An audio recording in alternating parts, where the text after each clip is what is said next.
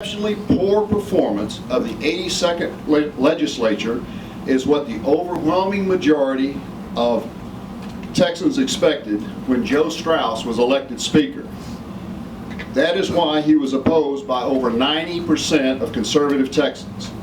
His lack of leadership was evident from the very beginning, when the session was unnecessarily delayed at least 3 weeks and valuable time wasted in delaying the announcement of committee chairs and membership. An organized leader would have arrived in Austin on opening day with the committee appointments and assignments ready to be published to the House members to go immediately to work on important business. Yet Speaker Straus spent over 3 weeks to announce what he knew soon after the election was over in November of 2010.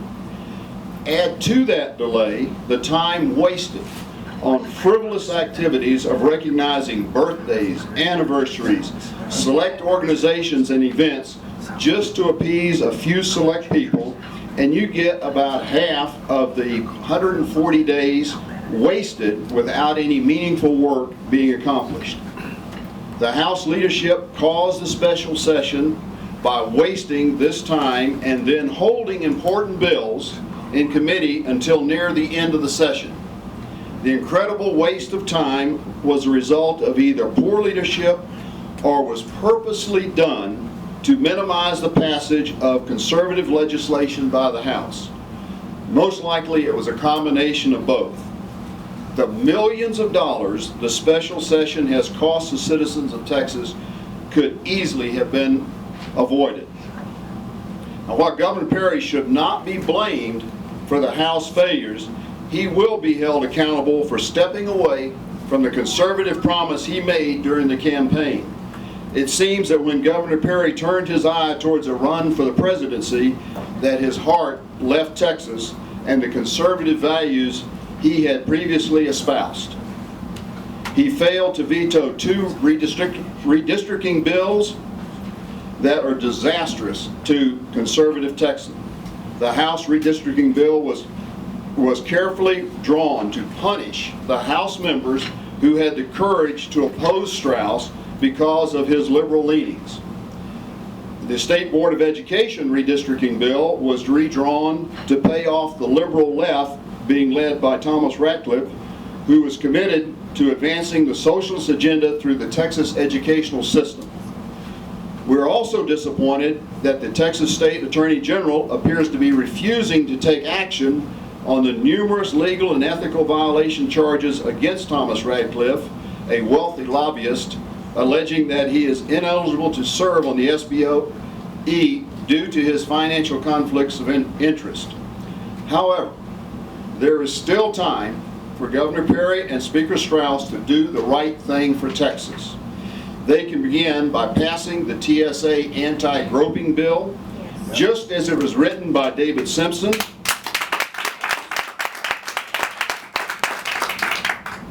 passing the remaining illegal alien bills, and passing the remaining right to life bills. If they cannot get it done by the close of this session on Wednesday, then Governor Perry should immediately call for another special session. Thank you. And I too will take questions after.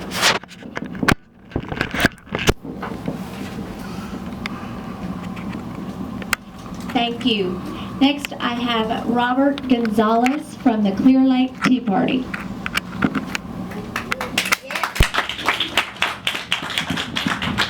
And that's Roberto, and Gonzalez is Gonzalez. I am the current chairman of the Clear Lake Tea Party down there by Space Center in NASA in the Clear Lake area. I'm also a member of the Texas Tea Party Caucus Advisory Committee. I come with a different perspective because I am a legal immigrant. I came to this country in '67. I came legally, and so the immigration battle that we're having is near and dear to me because I understand what it takes to come to this country with nothing and build something from it and do it right. We came here, we assimilated, we became Americans, and that is something that's not happening today. And I'll tell you why it's not happening. It's because the people that are coming in here illegally cannot be Americans by default because they are under the radar. And because they're under the radar, they are being taken advantage of by the businesses who are in the construction, in the hospitality field, and in the restaurateurs. And they get to get cheap labor, and they get to add to their coffers at their expense. So they are also victims, I want to say that, and at the expense of the taxpayers. We have to look at this from the prism of winners and losers. The losers are always the taxpayers, whether they're legal immigrants like myself or the citizens who have been here. The losers are the illegal immigrants who come here and are taken advantage of. The losers are those who abide by the rule of law and actually try to do the right things. The winners are a few lawmakers who are actually being lobbied, and I have to be careful how I say this, but being lobbied and being coerced into not passing legislation that really helps the people. The winners are, again, those business owners that are taking advantage of these illegal immigrants. I'll say this. When we came here on the first day with our Tea Party, where there was at least 20 of us, we told our representatives, we told them this: we're not going to judge you by what you do. We're going to judge you by what you didn't do. And this is important because knowing today what we knew back then in January, that what they're going to do is they're going to go in there and pass laws. There are little things that are just going to titillate you and make you feel good, and the laws that are important, that why we're here today, are not being passed. That's why we're here today, and we knew this. We knew that this was going to happen, and we lost the first battle, and that was the Strauss battle, and here we are today because of that. I'll say this. We got an F, we gave an F to the lawmakers on the immigration bill. We asked them to pass HB 608, relating to the state's agency reports on the cost of service and benefits provided to undocumented immigrants. Why did we want that to pass? We wanted it to pass for one big reason, that is so that we could quantify how much it's costing the state and taxpayers for each one of these folks that come in here and they get under the radar. They're human beings. They get hurt, they have to go to the hospital. They have children, they have to go to the hospital. They get public services because there are lawmakers who like to live under the umbrella of being compassionate. But I call that compassionate under opium, and I say that real quick. It really stands for, and it's a drug. I say opium because it's OPM, other people's money. You're very compassionate when you're using other people's money, and that's what's happening today. And we thought at the beginning of the session, because we had a 101 Republican advantage to Democrats, we thought something would actually happen in the 82nd Legislature. Here we are today, nothing has done. Nothing is done, everything is just laying there, and we're right back to where we started before January. So we actually wanted that to pass. Another one, HB 3252, which is the E-Verify. Wow, how hard is it to pass a law that allows the business owners, small business owners, to go and check whether these people are illegal or illegal, and at the same time be forced or be actually asked to be lawful.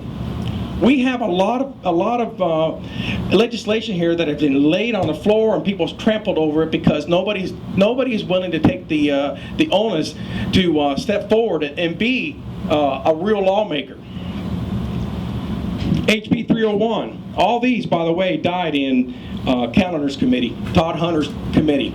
They all died. They didn't even get a. They were DOA in Calendar's committee. I got two more. HB 301, which is related to the establishment of English as the official language of Texas. When I came to the United States, we moved to Portland, Oregon. Guess what? There aren't very many Spanish-speaking people in Portland, Oregon. It's lily white. But that's not a bad thing, and I'll tell you why, because it forced me to learn the language, and it forced me to assimilate and be part of the culture of the American civilization. What is wrong with having an official language which is called English? What that means is it saves the state. We don't have to provide pamphlets with two languages. We don't have to have billboards with two languages. It's a taxpayer economic issue. It's a budgetary issue. What is wrong with that? It doesn't make sense to me. If they're going to come here, like me, they should be Americans. It's not a racist issue. It's not you hate Mexicans or South. I'm going to tell you right now, the people that are coming across the border